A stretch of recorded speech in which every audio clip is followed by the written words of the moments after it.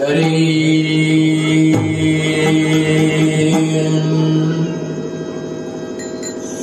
राम राम रघुनंदन राम राम श्री राम राम भरताग्रज राम राम श्री राम राम रणकर्कश राम राम श्री राम राम शरणं भव राम राम राम कृष्ण हरि हरि जय जय राम कृष्ण हरि हरि जय जय राम कृष्ण हरि हरि जय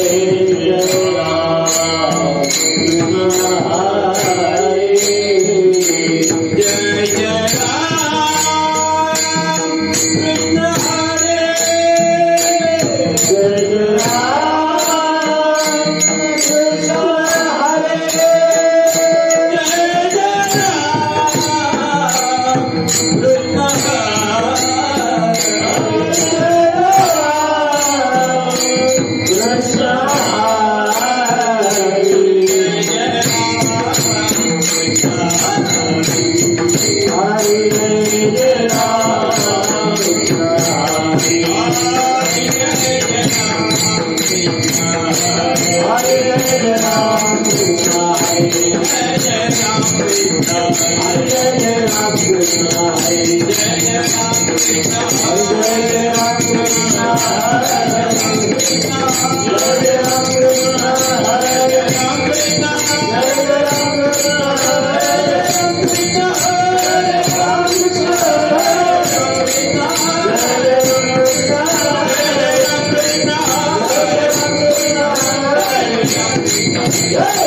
कृष्ण हरि जय जय राम कृष्ण हरे जय जय राम कृष्ण हरे जय जय राम कृष्ण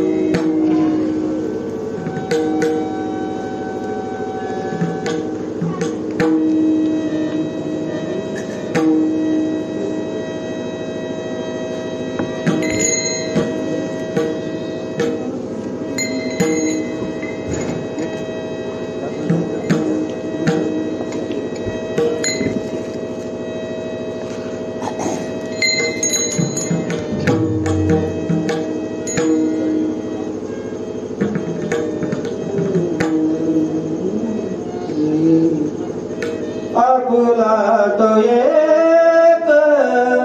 देव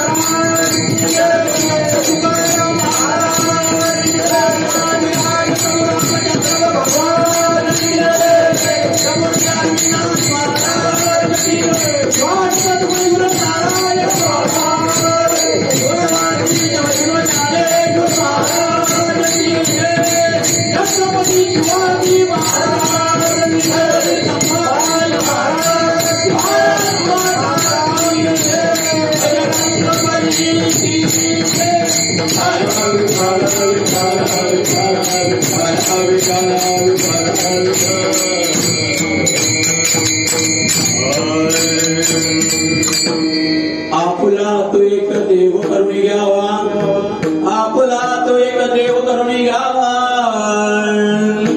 तेने विना जीवा सुख नोये, येनती माईक दुःखाची जनती नाही आदिअंती अवसान अविनाश करे आपुलिया ऐसे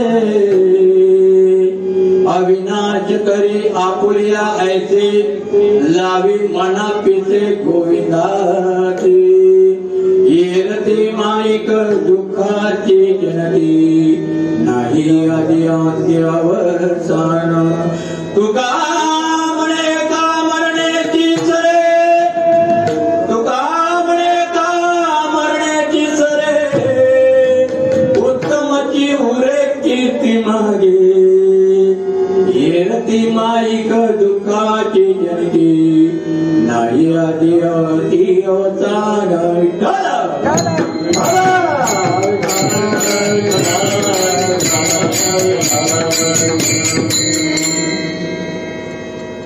ओम पूर्णदा पूर्णमिदं पूर्णात् पूर्णमुदच्यते पूर्णस्य पूर्णमादाय पूर्णमेवावशिष्यते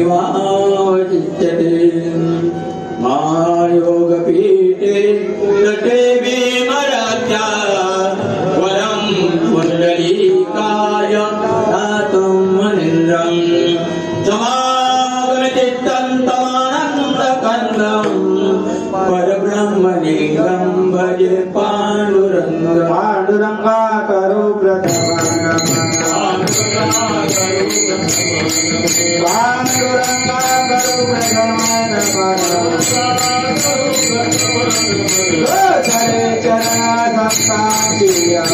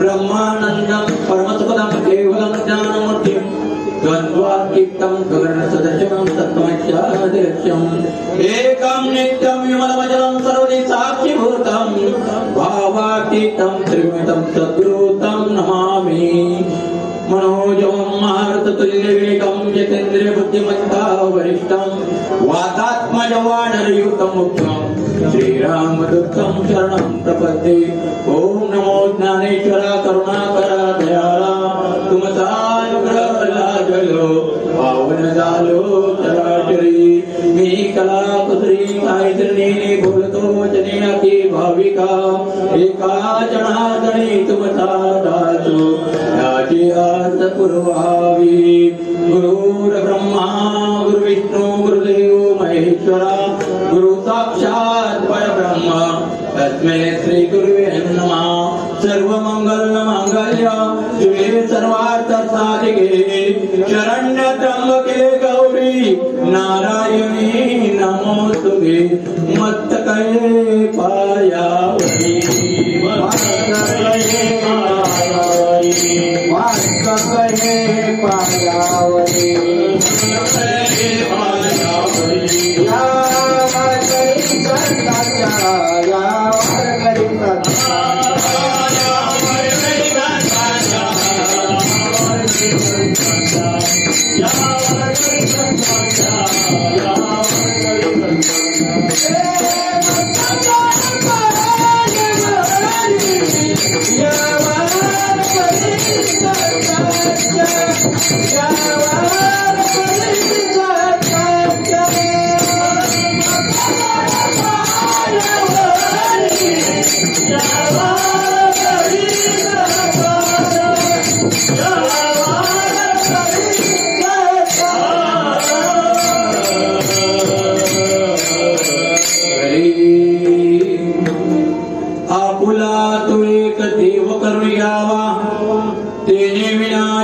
जगात सुख नाही, येरती मायके दुःखाची जनती, नाही आधी अंती अवसान.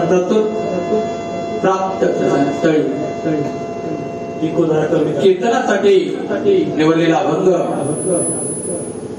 ज्यानं आपल्या संसार वस्तूची पाच जर ठेवलं, ज्यानं संसाराचा त्याग केला, असे देऊचे सुप्रसिद्ध इको कविता, देऊचे सुप्रसिद्ध असे जगाला वंद्य असणारे. कारण जगाला वंद्य फक्त तिघे जण आहेत, शंकराचार्य, कृष्णमध्ये जगद्गुरु आणि जगद्गुरु संत तुकाराम महाराज.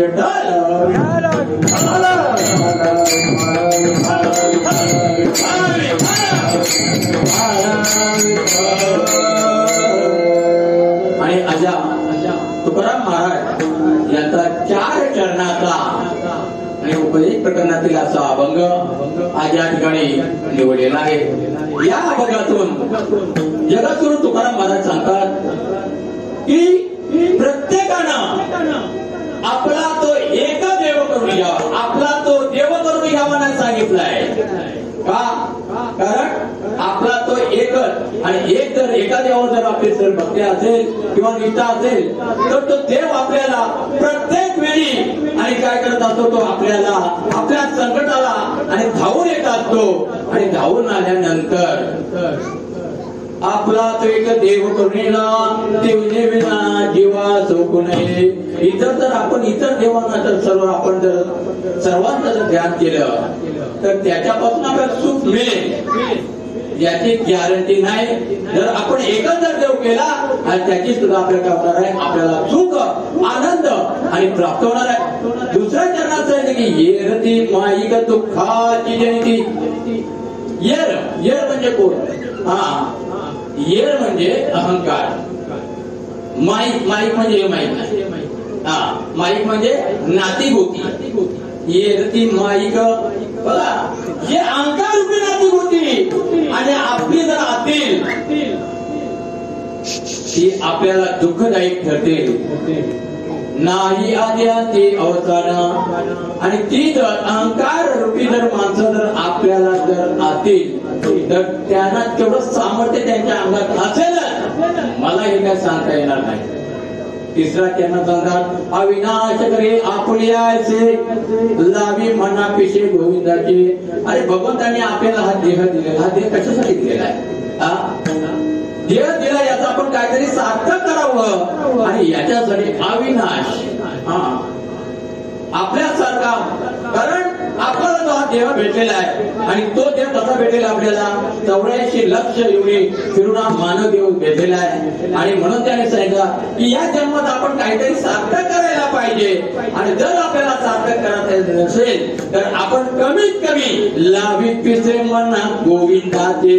भगवंताचा आपल्याला काय लागायला पाहिजे, वेळ लागला पाहिजे, छंद लागला पाहिजे. आणि म्हणून तुकाराम महाराज शेवटच्या त्यांना सांगतात की तुका म्हणे का मरणीची सरी उत्तम जीवरे कीर्ती मागे. जसं आपण कर्म करू आणि त्याप्रमाणे आपली काय होणार आहे, कीर्ती होणार आहे. असा या अभंगाचा सरळ सरळ भावार्थ मी तुमच्या पुढे मांडलेला आहे.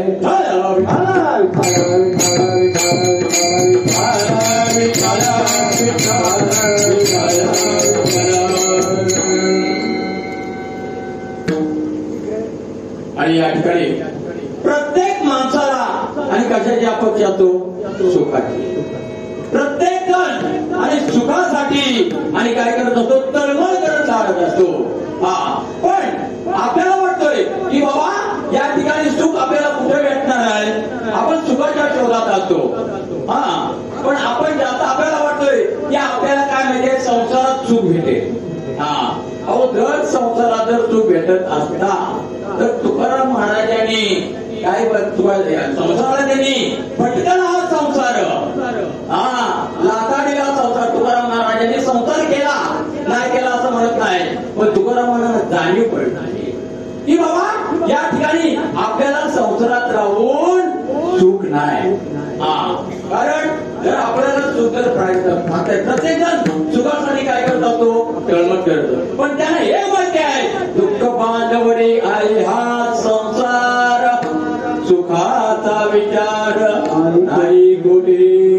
संसार कसा आहे? दुःख बांधले.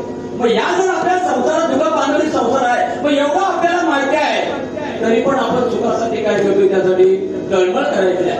आणि मग आपण जर तळमळ करायची असेल, सुखाला मी करची तळमळ तरी तू पंढरी जाई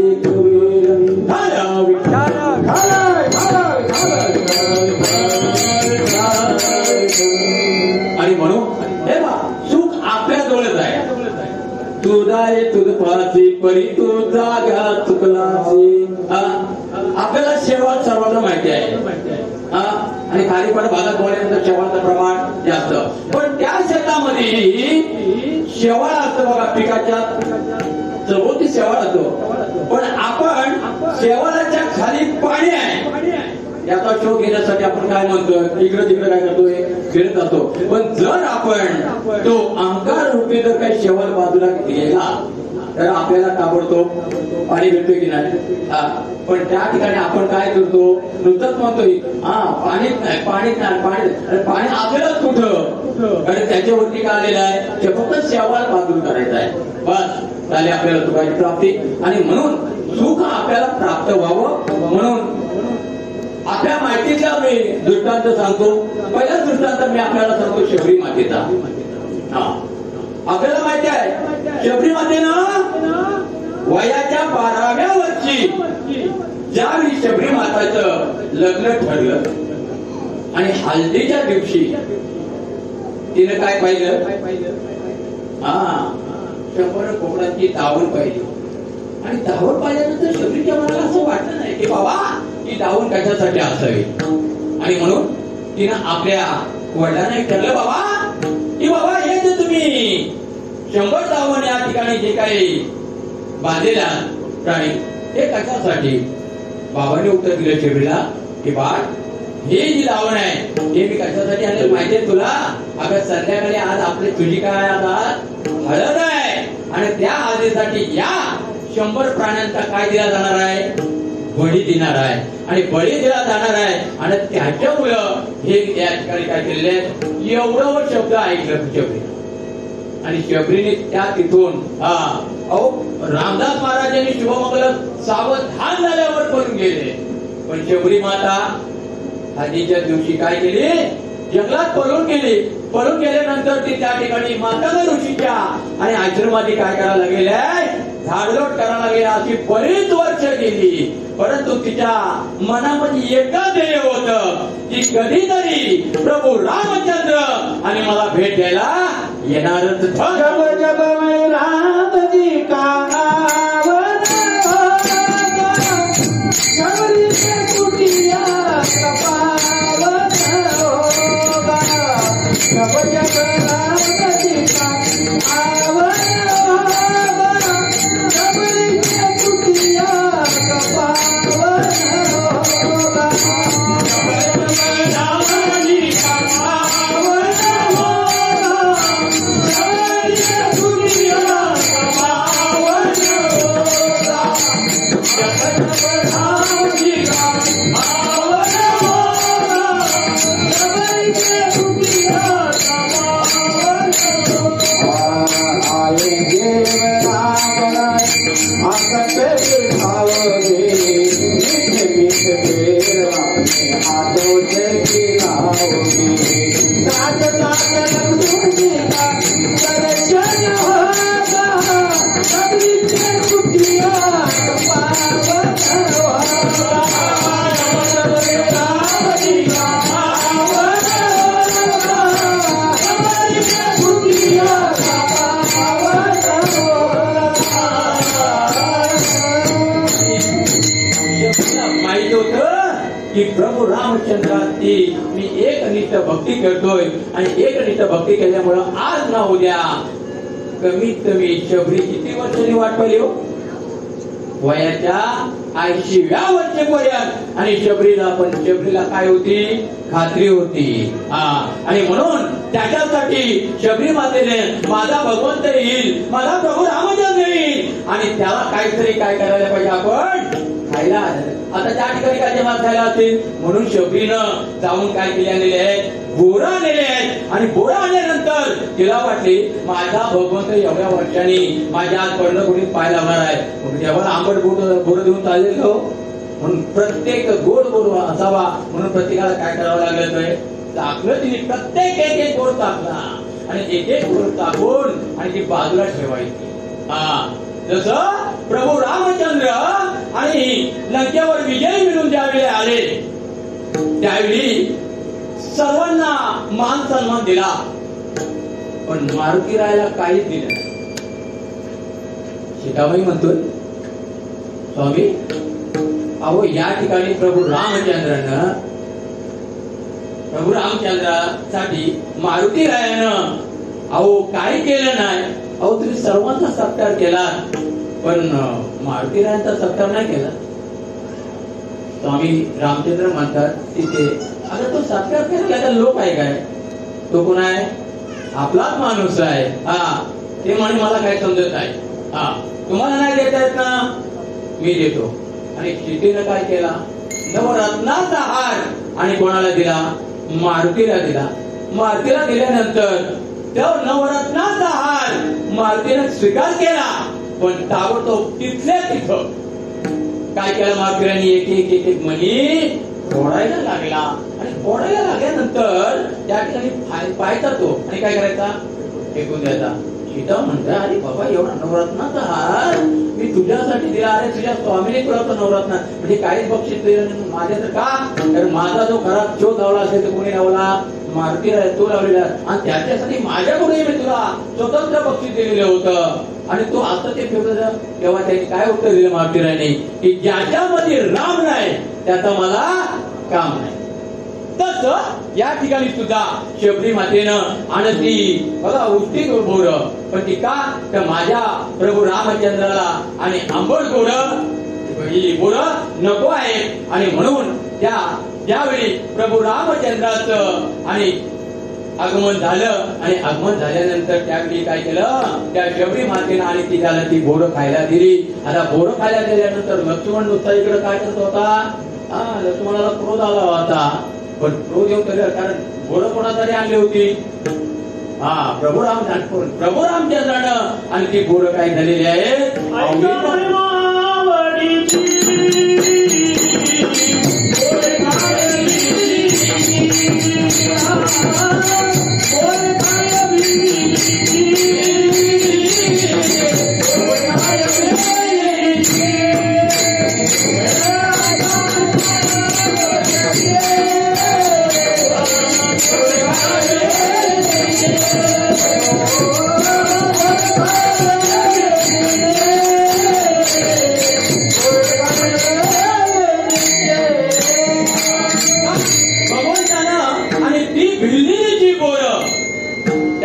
भगवंतांनी कोणत्याही जातीचा विचार केला का नाही केला.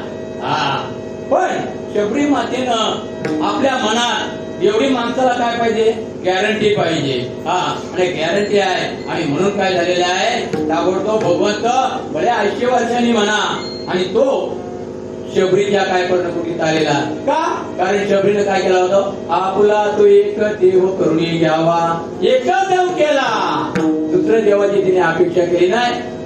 दृष्टांत देतो एक मला एकदा 3 मित्र होते मध्ये कामाला आणि ते 3 मित्र जिवलग होते पण त्यातला मधला एक अमर होता एक अकबर होता आणि एक अँथोनी होता. अमर हा हिंदू जातीचा होता. अकबर लैला भेटून होता आणि जो अँथोनी होता तो कोण होता ख्रिश्चन जाती. बघा नावावरून आपल्याला समजते हो नावावरून समजते कोण होते ते. आणि मग एक दिवशी त्यांना असा विचार केला पावसाचे दिवस आहेत आता मगाशी सुटला होता वादळ वाढ सुटलं तर काय काय झालं तर तुम्हाला माहिती सगळीकडे झालं आणि म्हणून त्या ठिकाणी त्याने एक दिवसाचा विचार केला की बाबा आपण या ठिकाणी पावसाचे दिवस होते फिरायला जाऊया जुलक मित्र होते. आणि मग त्यांनी विचार केला की माझा फिरायचा वार म्हणजे कसं आपल्याला रविवारी सुट्टी आहे आणि रविवारी ते काय केले फिरायला गेले समुद्र किनाऱ्यावर. समुद्र किनाऱ्यावर फिरायला त्याला वाटलं अलिबाग परीनं आलोय तर जावळ्यानं गुलाबा किल्ला पाहायला गेला आतमध्ये. त्यांनी त्या ठिकाणी नावाड्याला विचारला. नावाडी म्हणतो हे बघा पावसाचे दिवस आहेत आणि मला काय पावसाच्या दिवसात माझी होळी होळी म्हणजे काय एक जर जोरात लाग आली तर होळी उकळीच होणार आहे. त्याच्यासाठी तुम्ही काय करा शिराचा महत्व नावाड्याने बरोबर केलं. यांना पण वाटलं असू द्या पण ह्याच्या कमी नव्हतं ना यांच्याकडं. आम्ही काय कुणाचे खातो आमचा रामा मला देतो बस द्यायला लागत नाही ना कुठं. हल्लीच्या मुलांची तीच अवस्था आहे. द्यायला लागत नाही घरात त्यांना फक्त जीवाची पण त्या ठिकाणी ठरवलं की बाबा आम्हाला पलीकडे जायचं म्हणजे काय करणार. ठीक आहे आता त्यांना बघायला वेळच आहे नावड्याला वाटलं ठीक आहे म्हणे पण हे मात्र नाही आम्ही मात्र ते तिघेजण आहोत ना पण तुम्ही जरा आराम करा. ते दात कोण चालवतोय आम्ही चालवतोय. आता ह्यांना काय त्याचा अनुभव नाही. अनुभव नसल्या कारणामुळे ते तिघेजण बसले आणि मध्यभागी गेले. मध्यभागी गेल्यानंतर त्या ठिकाणी होता तो सोसाट्याचा वादळ सुटला. वादळ सुटल्यानंतर आता त्यांना त्याचा अनुभव होता काय नव्हता. हे प्रयत्न करता पण आजचा काय भारत चिडाचा महत्व हो चिडाचा महत्व असल्यामुळे महत्व पाहिजे तसा हेलकावे घ्यायला लागला आणि हेलकावे महत्व असा स्त्रीने गेला आणि होता तो जाऊन एका खाटावर धाड दिशा आदळला आणि धाड दिशा आदळल्यानंतर त्या ठिकाणी महत्व काय गेला फुटला गेला. आता फुटला गेल्यानंतर आता हे तिघे जण काय झाले पाण्यात फेकले गेले. पाण्यात फेकल्या गेल्यानंतर ताबडतोब अमर जो होता आणि तो अमर धावा करायला लागला. हे खंडोबा तू आमचा कोण आहेस कुळीचा कुलदेवत आहेस. अरे मी या ठिकाणी संकटात पडलेला मी आता वाचेने माझी गॅरंटी नाही तू बोला. हे खंडोबा अरे बाबा तू धाव. खंडोबाच्या कानावर हात गेले. हात गेल्यानंतर त्या ठिकाणी खंडोबा म्हणतोय बानू माझा फक्त संकट आहे ग आणि त्याला मी सोडवायला जातोय. बानू म्हणतो मी कोण तू नको येऊ तर तुला निघायला काय होणार आहे आता तुला टाइम लागेल कारण यांना निघायला टाइम भरपूर लागतं. ताबडतोब विचार केला नाही कारण पाण्यात तो समुद्रात पडलेला आहे. ताबडतोब त्याने घोड्याला टाच मारली खंडोबाने आणि खंडोबा जेवढा वेगात यायचा आणि तेवढा किनाऱ्यावर आला. आता अमरला वाटलं खंडोबाचा मी आज 5 मिनिटात चिंतन करतोय आणि खंडोबा काय मला न्यायला सोडवायला येत नाही. तेवढ्यात त्यानं मग आवाज दिला ओम नमः शिवाय ओम नमः शिवाय हर हर बोले नमः शिवाय ओम नमः शिवाय ओम नमः शिवाय हर हर बोले नमः शिवाय हर हर बोले नमः शिवाय हर हर बोले नमः शिवाय हर हर बोले नमः शिवाय हर हर बोले नमः शिवाय आता खंडोबा गेला आणि तो म्हणतो अरे अमरने मला हाक मारली होती पण आता कोणाला हाक मारतोय शंकर आला. मग आता शंकर येणार होता मग मी कशाला जाऊ. घोड्याला सांगत चला आपलं रिटर्न. खंडोबा रिटर्न निघाला आणि डायरेक्ट शंकर म्हणतो अरे पार्वती करतो काय माझा भक्त त्या समुद्रामध्ये टाकलेला आहे डुक्करं घेत आहे आणि दादाला जीव वाचवण्यासाठी मला काय करायला पाहिजे तो माझ्या नावाचा दावा करतोय. पार्वती म्हणे ठीक आहे. ताबडतोब शंकरानं नंदीला घेतलं आणि नंदीला घेतलं आणि ताबडतोब कुठं त्यांनी धाव घेतली त्या समुद्र किनाऱ्यावर धाव घेतली. आता याला वाटला एवढा शंकराचा धावा करतोय शंकर मला दिसतच नाही. ताबडतोब यांनी देव बदलला. अनादि अंबिका अंबिका भगवती बोध परडी घेऊन हाती बोध ज्ञानाचा पादरी भक्त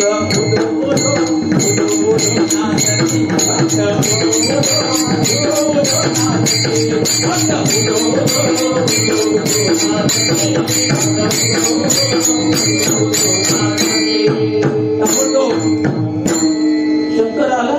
अरे समोर आता शंकर आला. आता मंगळवार देवीचा वाद हिनं देव बदलला. मला सांगायचं काय आपुला तो हे मला सांगायचं झालं. पण हे कोणाच्या बाबतीत चाललंय? हिंदूंच्या. बघा हिंदूंचा देव. आणि म्हणून त्या ठिकाणी अंबिके वाटलं भवानी मातेला वाटलं अरे माझा धावा करतोय माझा भक्त, मला जाऊ दे. आणि मग ताबडतोब अंबिका माता ती पण आली हो. वाघावर बसली ताबडतोब आली. आल्यानंतर हा मग काय करायचा, एवढा अंबिकेचा धावा करतो तरी अंबिका माता दिसतच नाही. मग ताबडतोब तिने धावा केला. अलीकडे ये मला पलीकडे पांडुरंगा नदी भरली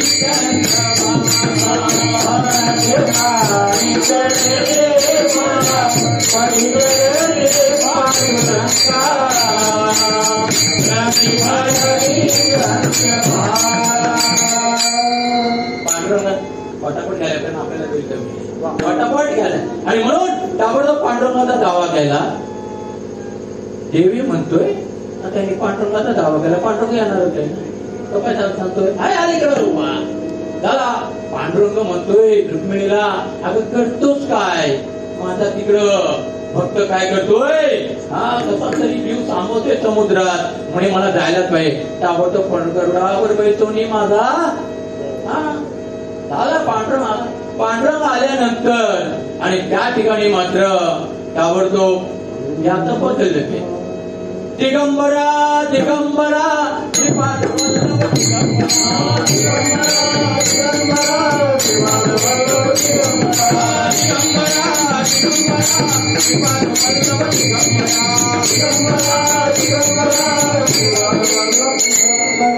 दत्तात्रयानं वाटलं की माझ्या नावाचा धावा करतोय अमर, आपली हिंदू लेख आहे आणि आपल्या नावात धावा करतोय, आपल्याला जायला पाहिजे. ताबडतोब 4 श्वानांसह कुत्री पाण्यात होता. ज्ञानात घेऊ दे भले मी नाही तरी माझी कुत्री जाऊन त्याला बाहेर काढतील हो असं वाटलं देवाला. देव आला आणि देव आल्यानंतर देव पण आता बघतोय पण ह्याला धांदल.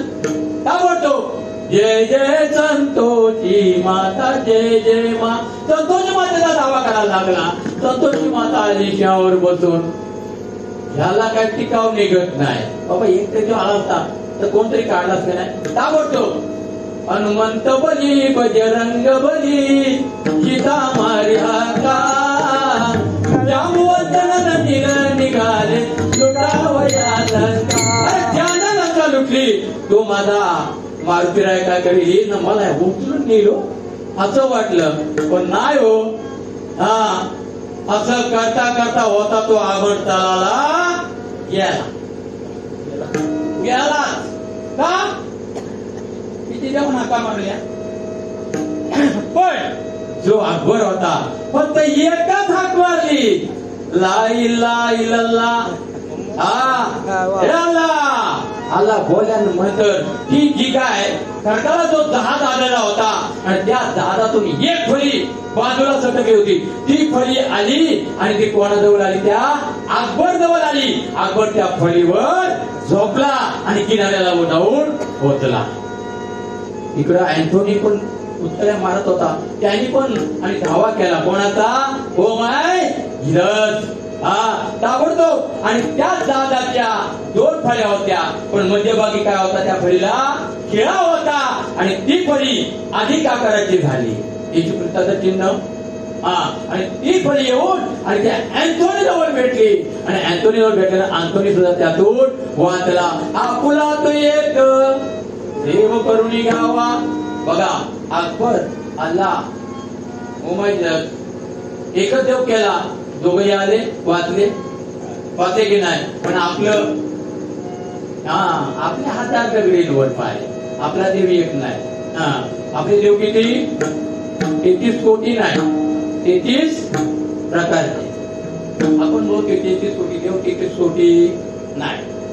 33 कोटी आधी जवारा भरला असता. 33 प्रकारचे काहीतरी जवारा भरलाय आपला. तुळजापूरला गेलो भवानी आली. शिर्डीला गेलो साईबाबा आणला. खंडोबाला गेलो. जवारी आपलं भरलेलंच आहे आपलं. आपण म्हणून आपला एक देव केला आजपर्यंत. म्हणून या ठिकाणी हे झालं कोणाच्या बाबतीत आपल्या. आज हिंदूंनी अमरनी काय केलं, जर एकच देव जर ठेवला असता तर पहिल्याच वेळेला खंडोबाने वाचवलं असतं की नाही, वाचवला झालं. तिसरा दृष्टांत भक्त प्रल्हाद. बघा, ज्यानं आपला देव करून घेतला त्याला सुख प्राप्त झाले हे मला सांगायचं आहे. भक्त प्रल्हाद. आता तुम्हाला माहिती आहे, ज्यावेळी भक्त प्रल्हादाची आई कयाधू हा ज्यावेळी ती आईच्या गर्भात असताना आणि त्यावेळी तर नारद मुनी नारायण नारायण आणि नावाचा काय करत चालले होते, जप करत चालले होते. मंत्रात आणि जपात फरक आहे. हा मंत्र हे आपल्याला म्हणजे ज्ञान प्राप्ती होतो, पण जप आहे जप. ज याने जकारो जन्म का उच्छेद कहा, प याने पकारो पाप नाश कहा. जो जन्म मेरा मरणाच्या फेऱ्यातून सोडवतो आणि पापाचा नाश करतो या नाम जप. आणि म्हणून त्या ठिकाणी हे नारद कोणी आपले नारायण आणि तेच नारायण नारायण शब्द हे कोणी ऐकलं, कयाधूच्या गर्भात असणाऱ्या प्रल्हादाने ऐकलं. आणि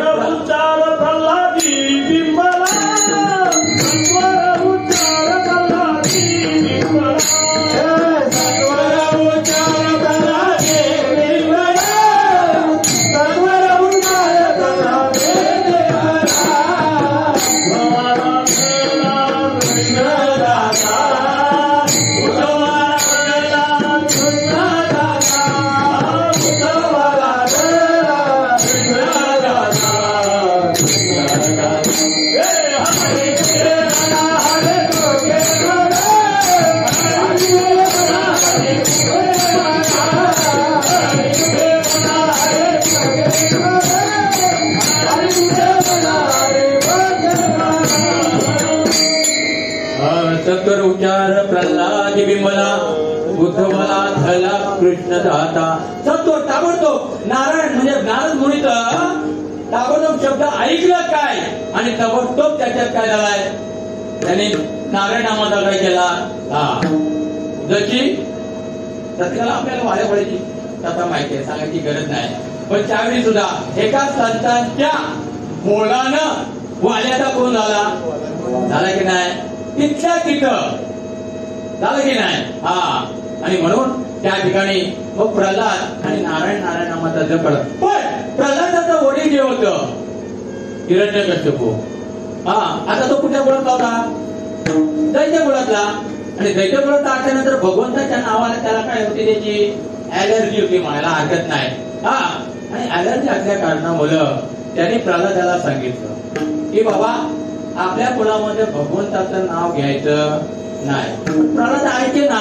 हा बघा, काही ठिकाणी बीज पवित्र असतं पण फळ त्याचं अपवित्र असतं. काही ठिकाणी फळ अपवित्र असतं, बीज अपवित्र असतं, फळ पवित्र असतं. काही ठिकाणी बीज अपवित्र असतं, फळ पण अपवित्र असतं. आणि काही ठिकाणी फळ पण पवित्र असतं आणि बीज पण पवित्र असतं. पहिलाच उदाहरण हिरण्यकश्यपू बीज कसं होतं, देवाचं नाव त्याला आवडत होतं, अपवित्र. पण त्याच्या पोटी येणारा प्रल्हाद पवित्र होता की नाही. त्याचा दुसरा बीज पवित्र, फळ अपवित्र. भगवान गोपाळ कृष्ण कसे होते, पवित्र. त्यांच्या पोटी येणारे यादव अपवित्र. बीज पण अपवित्र आणि फळ पण अपवित्र. धृतराष्ट्र अपवित्र, त्याच्या पोटी येणारे कौरव अपवित्र. बीज पण पवित्र आणि फळ पण पवित्र. संत कबीरदास बीज कसं होतं, पवित्र, आणि त्याच्या पोटी येणारा कमाल पवित्र. म्हणजे अशा काय त्या गोट्यात. आणि म्हणून हा नारायण नारायण नावाचा आणि भक्त प्रल्हाद जप करायला लागला. जप केल्यानंतर आणि त्याला काय झालं याचं, हा आणि ते हिरण्यकश्यपूला ते भगवंताचं नावच नव्हतं. आणि म्हणून प्रल्हादाला त्यांनी पहिली शिक्षा केली. कुठं पाठवलं त्याला, शाळेत. आणि त्याला शाळेत पाठवल्यानंतर त्या ठिकाणी त्या प्रल्हादाचे जे गुरु होते त्यांचं नाव होता षण्मार्क. प्रल्हादाचे जे गुरुजी होते शाळेतले त्याचा षण्मार्क नाव होता. आणि ते षण्मार्क गुरुजी आणि फळ्यावर पहिल्याच आपल्याला काय देतात, श्री गणेशा. हा पण तो प्रल्हादाला मला श्री गणेश रेखाटाला सांगतोय, पण प्रल्हाद काय श्री गणेश रेखाटत नव्हता. प्रल्हादाच्या फक्त तोंडातून एकच उच्चार, नारायण नारायण नारायण. शेवटी चंडमार्ग गुरुजी आणि त्रासले हो. आणि म्हणून त्यांनी तावडं हिरण्यकश्यपूला सांगितलं की बाबा, मी या ठिकाणी तुमचा मुलगा शिक्षणाच्या पात्रतेचा नाही आहे. कारण मी त्याला श्री गणेशच्या नावाचं रेखाट केलं होतं, परंतु तुमचा प्रल्हाद ते तर बाजरत राहिलं हो. ते रेखाटाचं बाजरलं, पण दिवसा रात्री आणि याच्या फक्त तोंडातून काय होतं, नारायण नारायण. बस हिरण्यकश्यपूला राग आला. आपल्याला माहिती आहे काड्या उरकाल उठलं, त्याला त्याकडे काय टाकलं, बरंच काही केलं. प्रल्हाद काय ऐके नसा झाला. शेवटी हिरण्यकश्यप अगदी मोकळ झाला आणि शेवटी मग त्यानं एकदम चिंता करत बसला, दुःख झालं.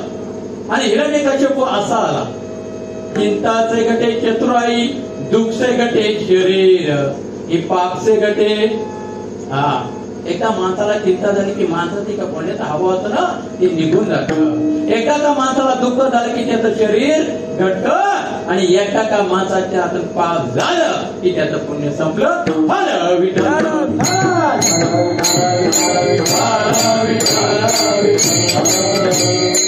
आणि म्हणून आता एकदम विवंचनेत पडलो हिरण्यकश्यप. आता करावं काय?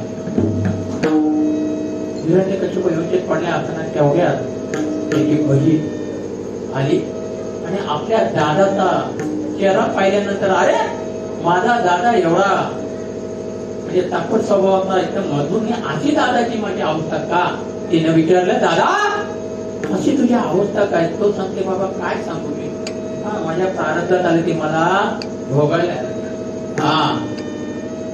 आणि म्हणून तिने कसला प्रारब्ध, मग तुझी बहीण कशासाठी म्हणे तू मला सांग. मग त्यांनी सर्व तो सांगितला की बाबा असा असा प्रल्हाद झाला की एवढं केलं तरी पण प्रल्हाद नाही ग माझा ऐकला.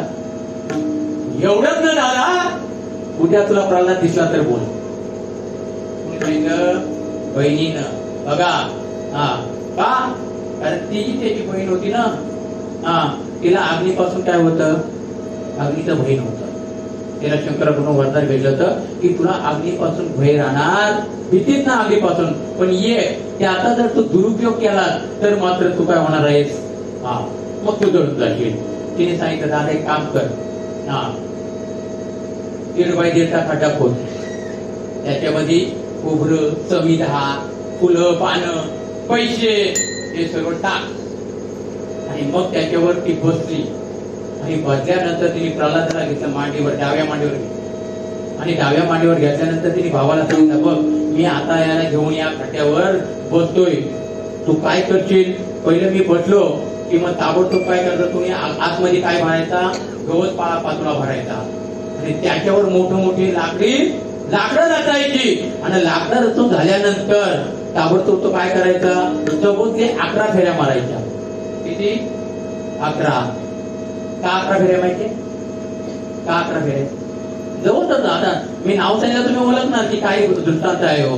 11 फेऱ्या म्हणजे बघा, पहिला आपण होळी लावताना पहिला कशाचा होळी लावतो, कढईचा.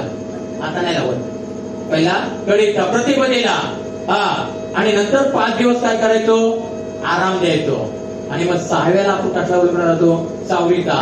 मग षष्टमी, सप्तमी, आठमी, नवमी, दशमी, एकादशी, बारशी, त्रयोदशी, चतुर्दशी आणि पौर्णिमा, होळी पौर्णिमा येतो ना. मग एकूण 1 आणि ही 10वी होळी, मग 10 आणि 1 म्हणजे 11 फेऱ्या आपण मारायच्या. पण त्यावेळी आपण काय बोल मारायची, हर हर महादेव. का? कारण शंकरापासून तिला वरदान भेटलं होतं ना त्याला, तिला कोणाला, त्या पहिलीला.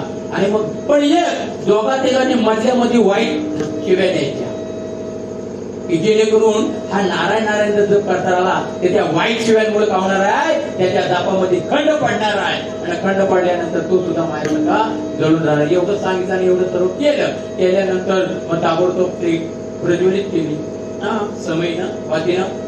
झाल्यानंतर प्रश्न असा झाला की हिनं शंकराने काय सांगितलं की दुरुपयोग करायचा. आता तिने दुरुपयोग केला की नाही. त्याच्यामुळं प्रल्हादाचं आणि नारायण नारायण नावाचं कवच आणि काय झालं प्रल्हादाला कुठं एक कवच तयार झालं आणि होती ती ही बहीण त्याची जळून खाक झाली ती होलिका. आणि अशा प्रकारची जळून खाक झाल्यानंतर तिची काय झाली राग झाली. पण प्रल्हाद मात्र त्या कवचामुळे काय झालेला आहे जसा जसा राहिलेला आहे. चौथा ध्रुवबाळ आपल्याला सगळे माहिती आहे. फक्त सांगते एवढ्यासाठी की या ज्या मध्याच्या गोष्टी आता ध्रुवावर सुद्धा उत्तानपाद नावाचा राजा होता. त्याच्या 2 राण्या होत्या, एक सुरुची आणि एक सुनीती. आणि त्या कारणामुळं दोघेही उत्तानपादाचा एका मुलाचं नाव होतं, सुनीच्या मुलाचं नाव होतं उत्तम आणि सुनीतीच्या नावाचं नाव होतं ध्रुवबाळ. दोघेही खेळता खेळता पहिला उत्तम जमला आणि जाऊन होता तो राजाच्या मांडीवर बसला. नंतर ध्रुवबाळ जागेला आणि तो सुद्धा बसल्यानंतर त्या ठिकाणी सुरुची आली सावत्राई उत्तमची आणि तिने ध्रुवबाळाला खास करून ओढलं. खास करून ओढल्यानंतर परिणाम काय झाला त्या ठिकाणी ध्रुवबाळ रडत रडत आईकडे गेला आणि आईला विचारला आई अगं मला त्या आईनं ना बाबाच्या मांडीवरून कास्तन ओढलं. मग आई सांग ना मला अशी कुठं जागा मिळेल त्या ठिकाणावर मला कोणीही ओढणार नाही. ताबडतोब सुनीतीने त्याला सांगितलं की बाबा याच्यात तुला बराच काय आकाश करायला लागेल. मग त्याने आई तू मला देवाला भेटायचं तू मला सांग. ताबडतोब त्याने सांगितलं तुला जंगलात जायला लागेल. तो जंगलात गेला. ध्रुवबाळाने जंगलात जाऊन भगवान विष्णूची काय केली तपश्चर्या केली आणि देव प्रसन्न झाल्यावर देवाकडे त्याने सांगितलं की मला त्या जागेवर कोणीही ओढू शकणार नाही अशी जागा तुम्हाला दे. आणि ताबडतोब तो सुद्धा भगवंत विष्णू नारायणाचा जप करायला लागला. देव प्रसन्न झाला आणि त्याला सांगितलं की वर ब्रह्मचारी सांगितलं आणि ताबडतोब त्याला सांगितलं की त्या ठिकाणावरून तुला कोणीही ओढू शकणार नाही. आणि म्हणून त्याला कुठं ती जागा अद्यापर्यंत सूर्य आहे तोपर्यंत ध्रुव तारा म्हणून सकाळी 3-3:30 दरम्यान आपल्याला पाहायला भेटतोय. का आपला तो एक देव यावा. आणि शेवटचं उदाहरण म्हणजे द्रौपदी माता. आपल्याला सगळ्यात ज्ञात आहे शेवटच्या क्षणाला सर्व झालं आणि मग दुर्योधनानं आणि त्या ठिकाणी काय केली दुःशासनाला सांगितलं पाहतोच काय द्रौपदी असेल त्या अवस्थेत घेऊन ये. दुःशासन गेला आणि त्यावेळी माझी द्रौपदी 5 दिवसाची रजेस्वरा होती आणि तिने आताच केस धुवून काय करत होती केस वाळून मोकळे केस सोडलेले होते. आणि त्या ठिकाणी दुःशासन गेला आणि म्हणाला की चल तुला दुर्योधनाने भरसभेत बोलवलेले आहे. तिने विनंती केली की बाबा या ठिकाणी मी 5 दिवसाची रजेस्वरा आहे आणि त्याच्यामुळे मला येता येणार नाही. तरी पण तो ऐकून असताना दुरंत साण्यावरून त्यांनी केसाला काय केला आटा मारला. भर सभेत केतून आणि कुठं आली भर सभेमध्ये आली आणि भर सभेमध्ये आल्यानंतर त्या ठिकाणी दुर्योधना पाहतोच काय तिची साडी साडी फेर एवढं बोलल्यानंतर आता मावळ्यांना माहिती आहे 5 फेरे होते आणि 5 फेरे असल्यानंतर दुःशासन काय करायला लागलेला आहे. आणि इकडं तिने सर्वांकडे याचना केली. धृतराष्ट्राजवळ गेली त्यांना मी तुमची कळवतो आहे अहो मला काहीतरी बघा आपल्या कुलवधूची इज्जत आता. धृतराष्ट्राने खाली मान केली. भीष्माचार्य कृपाचार्य द्रोणाचार्य आपल्या सर्वांच्या माना काय झाल्या होत्या खाली होतं. कारण यांनी काय केलं होतं भीष्माचार्य कृपाचार्य दुर्योधनाचं मीठ खाल्लं होतं ना त्याच्यामुळे त्यांना बोलता येत नव्हतं. आणि आता 3 फेरे झाले. गोल गोल गोल गोल द्रौपदी फिरतोय. 3 फेरे सुटले आणि 4थ्या फेऱ्याला हात पडल्यानंतर मात्र आता आपली या ठिकाणी आपल्याला वाचवायला कोणी नाही. आणि स्वतःच्या अंतःकरणातून त्यांनी जोरदार टाहो फोडला द्रौपदीनं. कुठे गुंतला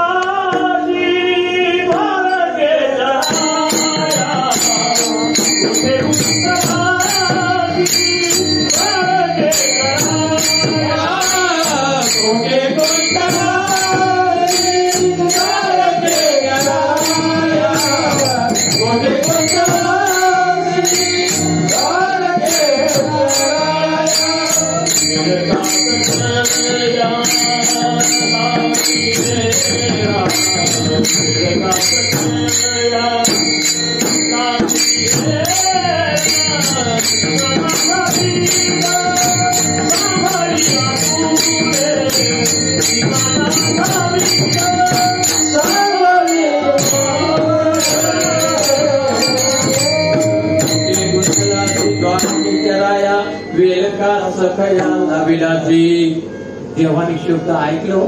द्रौपदीवर काहीतरी संकट आलेला आहे. ताबडतोब देव त्यातून निघाला आणि येऊन कलमाच्या झाडावर बसली. द्रौपदी कारणे वस्त्रे पुरविली आणि पुरवली. एवढी वस्त्र पुरवली की दुःशासन साडी फेडता काय झाला, हे साड्यांचे ढीग लागे आणि दुःशासन साडी करता बेशुद्ध पडला. पण तिनं काय केला, आपला तो एक देव करून घ्यावा. आणि अशा प्रकारे द्रौपदीनं त्या देवाचा एकाच देव, जसं अकबरने, अँथोनीने, ध्रुवबालाने, भक्त प्रल्हादाने आणि माझ्या द्रौपदीनं सुद्धा एकच देवाचा दावा केला. आणि त्याच्यामुळं तिची जाणार किंवा आणणार सत्व हे तिथं वाचलं. हे कशामुळं वाचलं, अभंगाच्या पहिल्या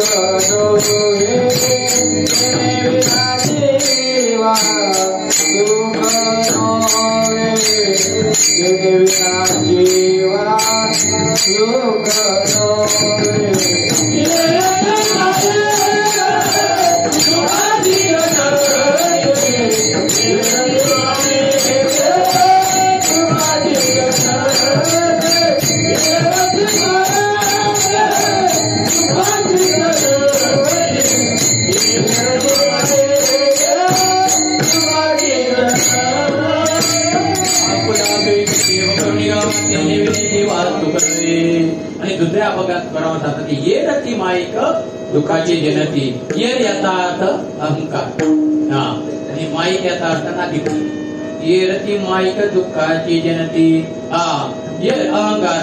कारण प्रत्येक माणसाच्या शरीरात आहे काम करून लोक मोहम्मद म्हणतात आहेतच की नाही. पण ते प्रत्येकाच्या जीवनात, परंतु प्रत्येकाला अहंकार झालेला असतो. आणि अहंकारामध्ये सांगितलंय अहंकार शत्रू मोठा सर्वांना जात तो सुखाचे रे. हाची निरोप गुरूंचा मारावा तोच मूल नामाडे.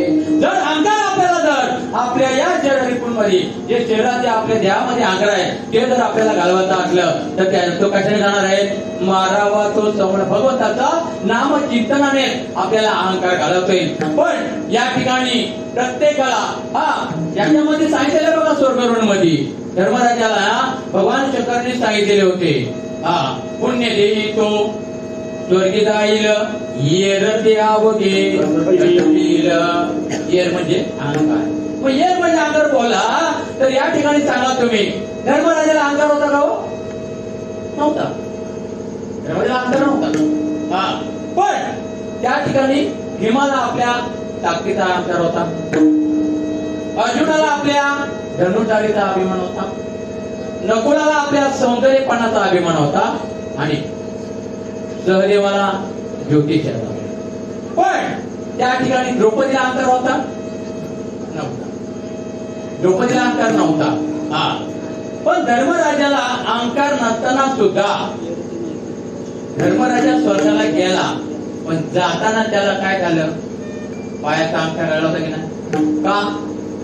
का नरोवा कुंजरवा फक्त एक वेळ अर्ध सत्तेनं अर्ध खरं पडला होता, तरी त्याचा पायाचा अहंकार स्वर्गात जाता घडून पडला होता. नंतर तो आला ना, आला असं नाही, तो सुरुवातीला या शब्दावर. पण या ठिकाणी तुम्हाला आणि सर्वांना, आणि हे सर्वांना अहंकार झालेला होता, आणि अहंकार झाल्यामुळे द्रौपदीला अहंकार झाला नव्हता. पण एकदा द्रौपदी आणि मारीवर वरती केस, आता माता मुलांना माहिती आहे की ज्यावेळी आपण केस धुतो त्यावेळी ते काय करतात, अशा उलट्या करतात केस, आणि मग स्वामींनी कशासाठी लवकर चुकावं म्हणून जाताना, म्हणून ती अशी झाडत होती, आणि जाता जाता द्रौपदीची अशी वाकडी नजर गेली. कुठे गेली? त्या बाजूला, आणि त्या ठिकाणी भरदार छातीचा कर्ण येत होता. तेव्हा द्रौपदीच्या मनात काय झालं निर्माण? वासना कुठे झाली की जर या पाचव्यामध्ये हा सावा असता तर झाली की नाही? जसं आपल्या शरीरामध्ये षडरूपे आहेत ना, तसं हे पण आहे. कोण? रूप पाहता लोचनी सुख झाले हो साधनी. साधनी म्हणजे कोण? आशा मशा घटना कल्पना भुरी वासना. आणि ही वासना द्रौपदीच्या मनात आली आणि तिचा कर्णाकडे काय केला? लक्ष गेला.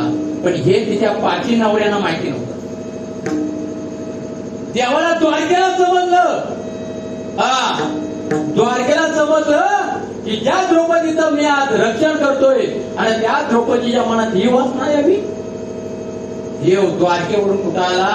हस्तिनापुरात आला. धर्मराजाला सांगितलं रथ घेऊन. डायरेक्ट बोलू शकत नाही. आपण डायरेक्ट बोलतोय का? एखाद्याला काय त्याने गुन्हा केला असता असते असते त्याला पहिला प्रोत्साहन देतोय. देव आला, ताबडतोब त्यांनी सांगितलं रथ घेऊन ताबडतोब साईदाना घेऊन कुठे गेला? जंगलात गेला. जंगलात गेला, एक जांभूळ तोडलं आणि पहिल्या धर्मराजाला सांगितला जांभूळ चिकटवून दाखव. जसा तोडा तसा चिकटवून दाखव. धर्मराजा जांभूळ चिकटवायला गेला. काय झालं? एक बोटभर जांभूळ खालच राहिलं. का? धर्मराजा काय बोलला होता? नरोवा कुंजरवा. खोटं बोला ना जरासा. पण पात्र झालं ना. दुसऱ्या वेळेला भीमाला पाठवला. भीमाला पाठवलं तर 2 बोट खाली आंबा. का? भीमाला अहंकार कसा होता? ताकदीचा. अर्जुनाला पाठवलं, अर्जुनाचा 3 बोटा खाली. कसला अभिमान होता? धनुर्धारीचा. नकुलाला पाठवलं, 4 बोट तंपावर खाली. नकुला काय बाबा? मला माझ्या स्वरूपाचा अभिमान आहे. आणि लाटला सहदेवाला पाठवलं, 5 बोट. सहदेवा आपलं काय नाही म्हणे, मला गर्व आहे ना, माझी तका ज्योतिष कोण नाही. कारण त्यांनी सांगितले होते ना, द्रौपदीला निघे तालुक्यात आणि शेखरला तिसरा आपल्याला माहिती सगळा त्याने सांगितलं होतं. पण द्रौपदी म्हणतोय जेव्हा माझ्या मनात कोणत्याच प्रकारचा अहंकार नसताना तू मला कशासाठी का आणलीस? देव म्हणते अगं तुझ्यासाठी तर यानं आणायला लागलं मला. आणि द्रौपदी गेली म्हणे तुला अहंकार नाही झाला? नाही ना, तुझ्या मनात कुठला वासना आली? नाही म्हणे देवा. आता तिला वाटलं ही वासना काय माझ्या देवाला करणार आहे काय? द्रौपदी आंबा म्हणजे जांभूळ चिकटवायला गेली तर ईदभर खाली. भगवान म्हणतोय द्रौपदी काय काही असं का झालं? दादा काय नाही, अरे काय नाही कसं बोलो ईदभर खाली का? मला माहिती नाही दादा का असेल तू सांग. आता तूच सांग कसं. ज्यावेळी कलियुग प्राप्त झालं आणि त्यावेळी धर्मराजाला नको नकोची स्वप्न पडत होती का? हो म्हणे पडत होती. मग पडत असताना धर्मराजाने आपले सर्व बंधू, कुंती माता, द्रौपदी, तुला सुद्धा त्यांनी केवढी सभा घेतली होती आणि त्या ठिकाणी विचारलं होतं की मला जे ठिकाणी दुःखी न पडतात याचं कारण का असावं? त्यावेळी धर्मराजाला काहीच सुचलं नव्हतं ना. द्रौपदी म्हणे हो. मग त्याच वेळी तू काय उत्तर दिलंस? स्वामी अंतरेची खून न कळे कृष्णाविन तूच बोलली होतीस. तू जे केलंस तुझ्या अंतरातली कोण आहे ती मला समजत नाही का द्रौपदी? हा दादा चुकलो. काय चुकलीस? मग सांगितलं काय चुकलीस? काय नाही म्हणे, सकाळी मी केस वाळत घालत होतो आणि झटकन आणताना माझी वाकडी नजर त्या कर्णावर गेली आणि त्यावेळी माझ्या मनात फक्त एकच विचार आला की पाठ्यामध्ये हा सावा असता. पण दादा मी तर बोललो होतो. अगं पण वासना झाली ना तुझी, आणि वासना झाल्यामुळं हे करायला लागलं. म्हणजे सांगायचं तात्पर्य काय? कारण भगवंतानं तिला शब्द दिला होता की द्रौपदी जोपर्यंत माझ्या अंगात रक्ताचा थेंब आहे तोपर्यंत मी तुझ्या सौभाग्याचं रक्षण करीन.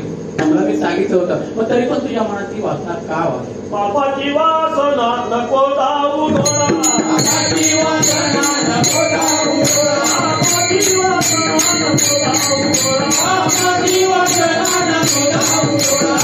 उनिया खराबना देवा, उनिया खराबना देवा, उनिया खराबना देवा. म्हणून दुसऱ्या चरणात सांगतात की ये रती माणिक दुःखाची जनती नाही अंधी अवती अवसान. येर म्हणजे अहंकार. एका का माणसाला अहंकार झाला तुका म्हणे वाया गेला, आणि अहंकार गेला तुका म्हणे घेऊन आला. बघा शब्द ते तुकाराम महाराजांचं. आपण कुठले कर्म करतोय आपण म्हणतो काय होतंय त्याला, काय होत नाही. पण ते आपल्याला भोगायला केले कर्म त्याची भोगा आले. तुका म्हणे पापे येती रोगाची या रूपे, आणि तुका म्हणे पापे जाती नामाची या शब्द तेच. बघा आपला ओळखतोय अरे आम्ही आमच्या घरी चोरी केली, आमच्या घरी जाऊन शेतातलं वाहनाच्या शिकाचं होण्या कोण बघतोय, कोण बघतोय नको. दुसऱ्या दिवशी जायला लागतोय. सांगायचं तात्पर्य मग येते ज्याला अहंकार असतो ही नातेवाईक आपल्याला काय कामाची. जर त्यांना अहंकारवाले माणसांचा त्यांना त्याचं काय होत नाही आधी आणि ते अवधान ते पोहोचण्याची आपल्या त्यांना काय पाहिजे ती ताकद पाहिजे. हेच अभंगाचं दुसरं चरण.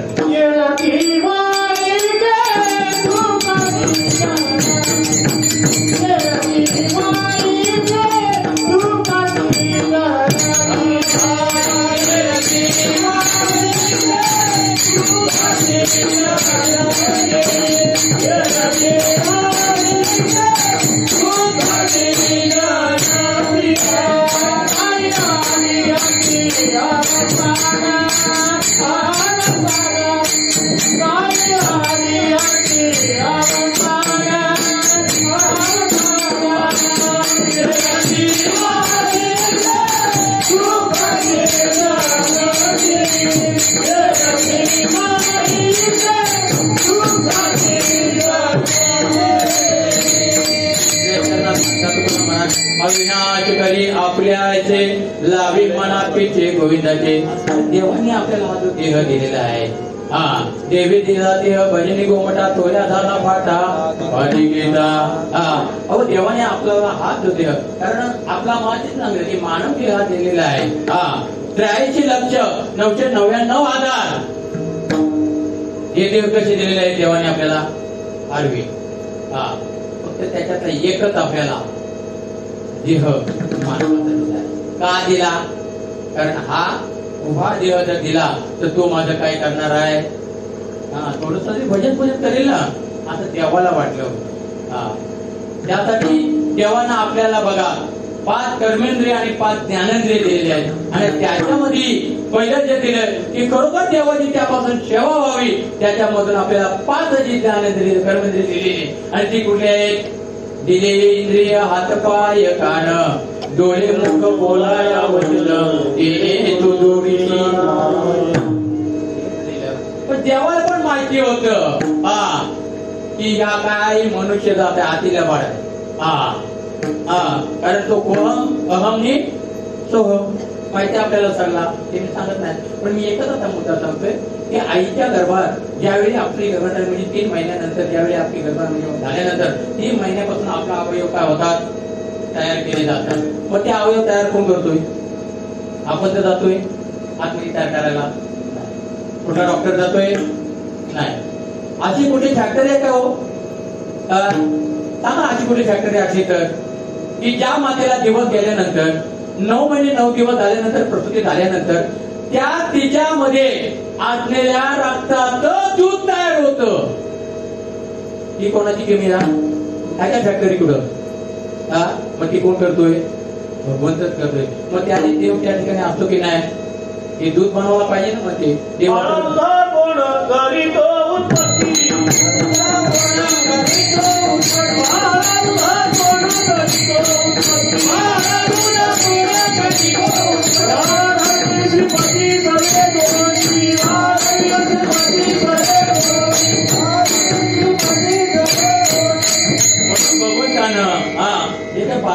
उत्पत्ती करतोय कोण? कारण शाळुकी मंदिर गाताची गाणी शिकवितो धनी वेगळाची.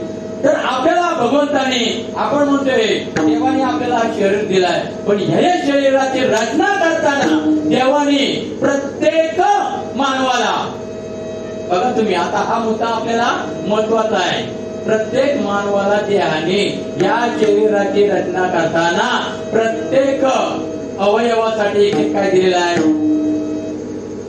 सांगा. भगवंतानं त्याची कायात निर्मिती केलेली आहे. 16 सांधे 72 कोथड्या काया निर्मिली, 9 दरवाजे खिडकी आत मूर्ती बैठविली. भगवंतानं ही देव आपला बनवताना आपल्या देहाला किती सांधे सांगितले? किती सांगितले? 16 सांधे सांगितले. पहिला सांधा मोजा पटापट. पहिला सांधा सांगितलाय मान. पहिला मानेचा सांधायला, जर मानेचा सांधा असायचा कसा जाईला, नाहीतर मग जर मानेला जर सांधा नसता तर मान आपल्याला देवासमोर झुकवता आली नसती. मग देव सांगतोय तू माझ्या समोर येताना ताट मानेने येऊ नको, जरा मान काय कर झुकून ये. ताट मानेने आलेला मला जमायचा नाही. झुकून ये. नम्रताला म्हणतात ते कोंडीने आणायचा. पण त्या मानेला सांधा देताना त्या ठिकाणी 3 बोळ टाकलेत. बघा आपण समोरचा इकडे बघायचं किती आले? बरोबर की नाही? हा एक सांधा. बरोबर आहे. दुसरा सांधा आम्ही कीर्तनकार सांगतो हात वर करा आणि टाळी वाजवा. जर इथं सांधा नसता, हात वर झाला असता का? झालंच नसता. असा झाला असतो. पण इथून नसता, इथपर्यंत झाला असता का? दुसरा सांधा सांगितलाय अरे बाबा जवळ इथपर्यंत म्हणजे पूर्ण हात नको करू, जरा तो सांध्यातून काय कर दुमड. 1 2 3 ताली वाजव. 4 5 6 7 8 9 वाज खाली कमरे. 10 डोके टेकून पाया पड. 11 पाया पडताना पाया असं नको ठेव, असं कर. 12 बोटाची हालचाल. 13 हा पण गुडघा. 14 15 हा सांधा. 16 सांधे. 72 कोथळ्या. 72 कोथळ्या म्हणजे काय? या पेशी ना, तर माणसाच्या शरीरात किती पेशी येईल? 4 लाख 5 लाख येईल. त्या पेशींची गेलेली ना आम्हाला 72 कोथळ्या. कोथळ्या म्हणजे नाड्या. कोथळ्या म्हणजे शिरा नाड्या धमन्या ज्या, कारण माणसाच्या अंगात जशी बाई 36 नखरेवाले असतं तसं आपल्या सुद्धा या देहामध्ये 72 प्रकारचे काय आहेत? रोग आहेत. आणि प्रत्येक रोगामुळं, प्रत्येक रोगाकडे एक एक नाडी काय केलेली आहे? पोचली गेलेली आहे. बघा तुमचा जर डोका दुखत असेल, गोळी घेतली आपण, डोका दुखाचा बंद होतोय का? कारण तिसरी धमनी शिर तिथं त्याची गुढली गेलेली असतं. म्हणून आपले किती प्रकारचे रोग आहेत? 72 प्रकारचे रोग आहेत. 72 नाड्या आहेत. डॉक्टरकडे गेलो आपण की पहिली डॉक्टर आपला काय करतोय? नाडी तपासतोय. की नाही? मग त्या नाडीवर सांगतोय, कारण एका मिनिटाला 72 ठोके देतो नाडी, आणि 72 ठोके दिले की समजायचं माणूस सदृढ आहे. समजलं? 16 सांधे 72 कोथळ्या काया निर्मिली. 9 दरवाजे. आपल्या मानव देवाला दरवाजे किती आहेत? 9. मोजा. 2 कान, 2 डोळे, 4 2 नागपुड्या 6 2 7 आता कालीविधी 8 आणि लघवी झाली 9. 16 चांदे पातर पोतड्या काया निर्मिती 9 दरवाजे खिडकी कुठली हो? किती पकड यायचे आपल्या 6 आणि 12. 6 आणि 6 12 आहे. पण मधीत पण त्यांनी टाकले नाही एक आपल्याला लाकूड मधीत का लांब आणल्यामध्ये हलून निघतात म्हणून त्याच्यासाठी मधीत एक टाकलाय. त्या खिडक्या आणि खिडक्या टाकून इतकी 9 दरवाजे खिडकी आता मूर्ती बसवली आणि तीच मूर्ती माझ्या रामाची निष्ठा माहिती मूर्ती हनुमंतरायांनी छाती पडून दाखवली.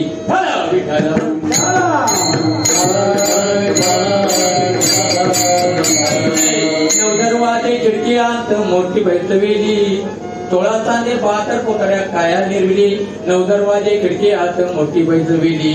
पण या ठिकाणी मला एक म्हणायचं आहे मग एवढं भगवंतांनी जे काही आपल्या देहासाठी रचना केलेली आहे पण याची आपल्याला किंमत आहे काय किंमत ज्यावेळी आपला एखादा अवयव जाईल ना तेव्हा आपल्याला किंमत सगळं समजतोय. एक हात मोडला काय करते तो माहिती आहे. एक किडनी गेली एक डोळा गेला प्रत्येकाला दाखवती कधी समजतोय आपल्याला.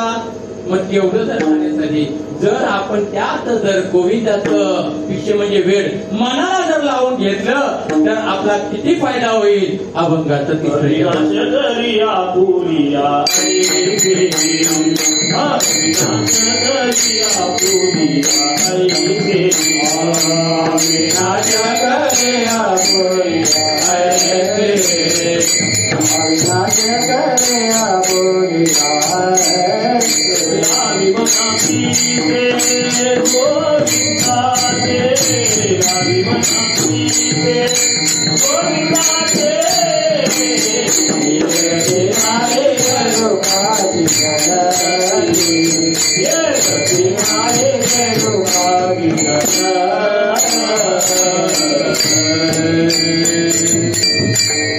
अविनाश करी आपले आहे लावी मना पितृ गोविंदाचे. आणि म्हणून 4थ्या चरणात तुकाराम महाराज सांगतात की तुका म्हणे का उत्तमची तुका म्हणे का मरणेची सरे आणि उत्तमची उरे कीर्ती मागे. आपण असं काय काही कर्तव्य करावं की जेणेकरून आपण मिळाल्यानंतर सुद्धा आपलं नाव निघायला पाहिजे. अहो धर्मराजाने हस्तिनापूर सोडताना माणसं रडली याच्यात नवल नाही. अहो पक्षी सुद्धा रडले. एवढी धर्मराजाची काय होती कीर्ती होती.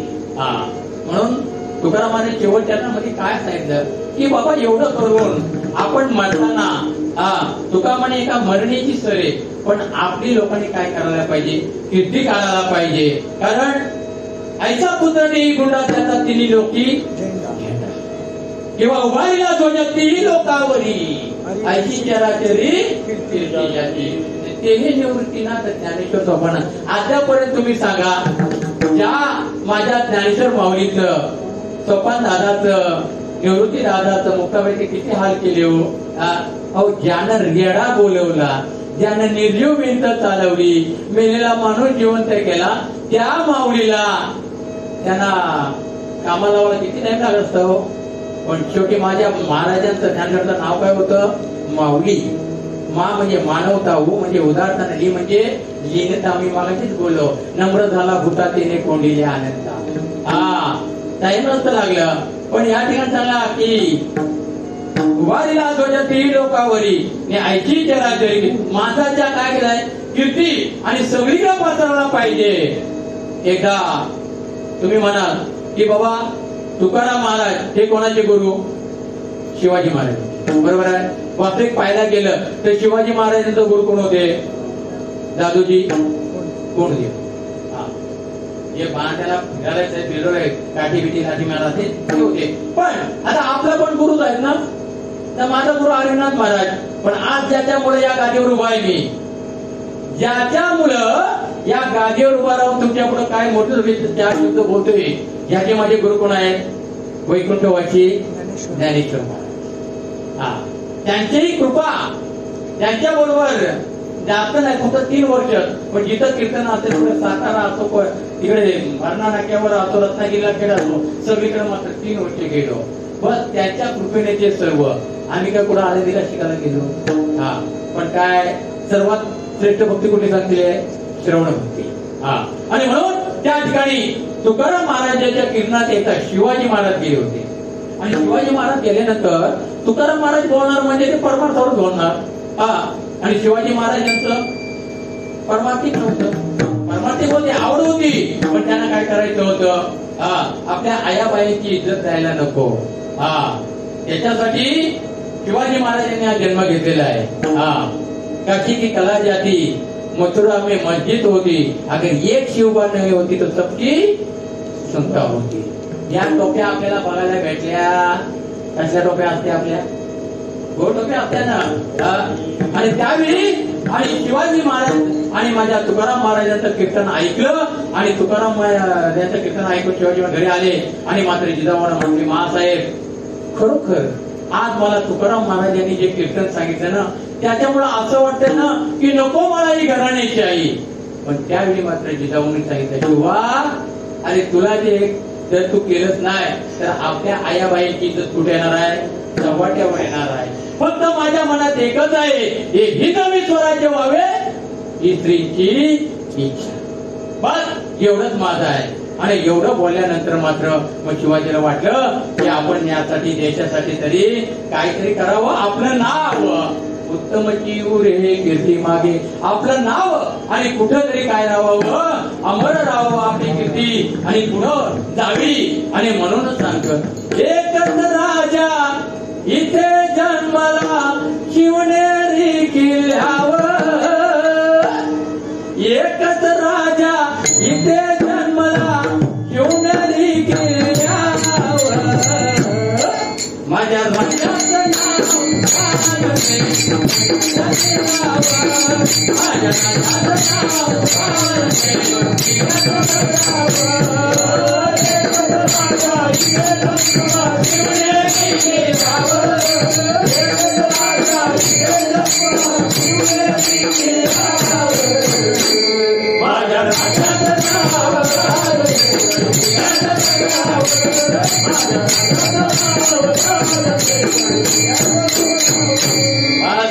माझ्या राजाचं शिवाजी महाराजांचा शिवनेरीच्या किल्ल्याच्या दगडावर नाव कोरलं गेलं, जसं माझ्या प्रभू रामचंद्राचं नाव त्याच्यावर कोरलं गेलं, दगडावरच कोरलं गेलं. आणि ती दगड माझी पाण्यात तरली गेली. म्हणून त्यासाठी आपण प्रत्येकाने काय करायला पाहिजे? आपला तो एक देव करुणी घ्यावा, तेने विना जीवा चुकणे, येरती मायक दुःखाची जनती नाही आधी अवसाना, अविनाश करी आपुलिया पिते लावी मना पिते गोविंदाचे, येरती मायक दुःखाची जनती नाही आधी अवसाना. तुका म्हणे का मरणीची तरे उत्तम जीवरे कीर्ती मागे. आणि ती आपली कीर्ती जर उज्ज्वल करायची असली तर तुकाराम महाराजांनी ते का अभंगामध्ये सांगितलेले आहे, गीता भागवत करीती श्रवण अखंड चिंतन विठोबाचे. गीता भागवत करीती श्रवण का? कारण जगावं कसं हे कोण शिकवतो? गीता. हे मरावं कसं हे कोण शिकवतं? भागवत शिकवतं. पण त्या ठिकाणी तुकाराम महाराज सांगतात, गीता भागवत करीती श्रवण अखंड चिंतन विठोबाचे. चिंतन कोणाचं करायला सांगितलंय? अखंड. पण आपल्याला जायचं आहे, आपल्याला अखंड चिंतन करून इथं जमणार आहे काय? मग जास्त नाही, फक्त एक 10 मिनिटं आणि आपण काय करूया? भगवंताचं त्या विठोबाचं चिंतन करूया.